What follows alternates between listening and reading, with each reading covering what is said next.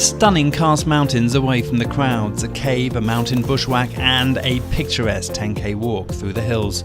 Unforeseen adventures, blood and tears and a lost drone. This is Drone and Phone, and today we're walking the mountains of Huaji and Fengkai.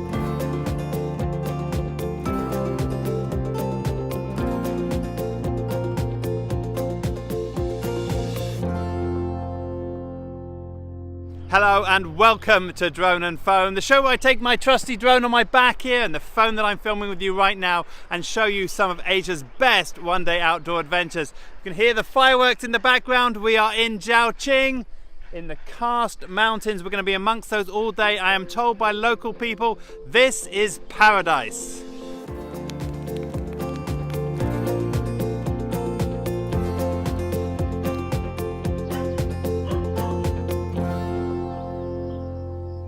The much overlooked Zhaoqing district is just 4 hours on the train from Hong Kong, 3 hours on the bus from Shenzhen and an hour and a half from Guangzhou International Airport. The ancient city built along the West River is a great starting point to explore rural China, and in this series we bring you 5 one-day adventures that can be accessed from the city.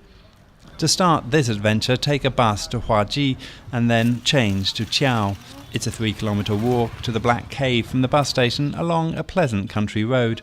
Once you reach the cave, follow the motorbikes through for some neon-lit stalactites. Well, as you can see, this cave is actually a village route. It's an amazing way to travel to work in the morning, to have to pass through this road. This, I believe, is an ancient trail where people get from one side of the mountain to the other. And as you can see, lots of traffic going past as you're walking through the cave, which is beautifully lit and made easy for you to enjoy.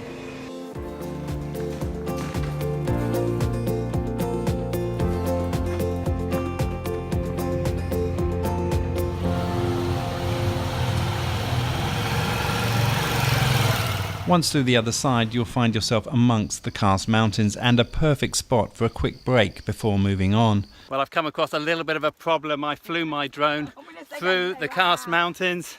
I lost the signal and it came back, but unfortunately it's flown into a mountain, so I'm off to find it. And as you can see here, this is my local guide here, and she's going to help me go up here, climb up into the mountain and see if we can find the drone. I was told only the local women know how to climb the mountains, as it's them who have to go in search of firewood and tend to the sheep.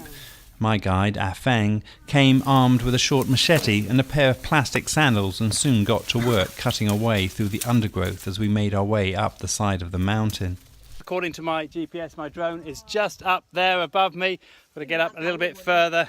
My guide is telling me you can't get up there, so I'm not sure what to do. It's been a real bushwhack getting up here. Lots of thorns. My feet are pretty well cut to shreds, and she's keeping telling me that I should not be going up there.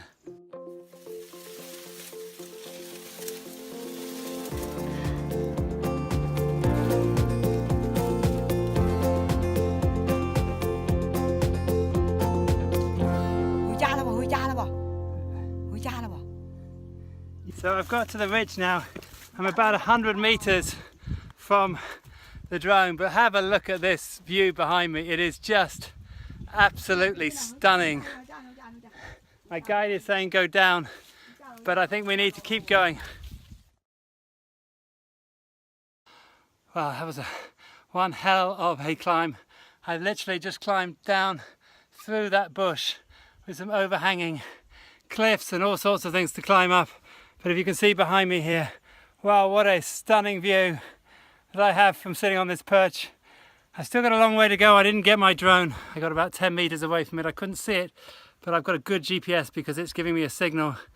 But it's just on a sheer cliff face, so it's plan B now, down to the bottom of the village, just in the valley down here, and see if we can get some help to go and dig it out.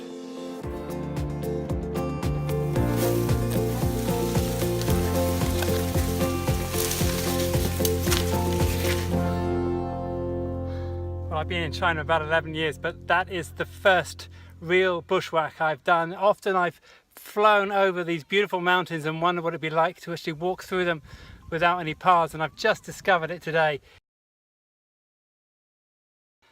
Well, I've been now joined by 2 other villagers who are looking for the drone, but not much success. We're on the GPS right on the spot, but it's just thick bush, and we can't see it. It's also on a cliff edge, so it's very difficult. So it only has to be off by a few meters and it's going to be impossible to find. So it looks like we're going to have to give up and go back and call this the end of the day, but it's been a real adventure. Quite possibly the hardest drone and phone I've ever done.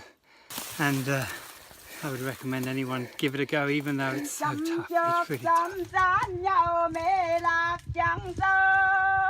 The route I took up and over the mountain to a path on the other side was unconventional and off the beaten track, but in doing so I discovered some sheep trails that went a gentler, less thorny route, but would yield equally stunning views without the intensity of the thorn bushes. With my detour, I missed the chance to walk the 10k road that takes you through the most dramatic landscapes of Fengkai.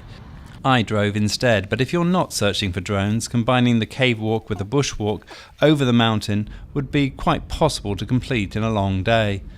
The plains along the walk are full of rural activity and particularly charming at sundown. Well, this has been a really humbling experience. I expected this morning a nice easy cave walk followed by a 7-kilometer walk along this beautiful karst valley. It didn't turn out that way. I lost my drone early on and then spent the rest of the day hacking through. It was a humbling experience being guided by this old lady in a pair of flip-flops hacking her way through the jungle. Far more energy than I was able to muster. We didn't find the drone, I'm afraid, so I'm droneless and I'm really missing it right now because you can see these are beautiful, beautiful karst mountains, perfect for flying a drone through, but not this time. Now, if you like this show and you never want to miss an episode, please like our Facebook page on facebook.com/drone and phone. You'll also find all of our previous episodes nicely catalogued on droneandphone.com. My name is DJ Clark, a very, very tired DJ Clark, and this is Drone and Phone.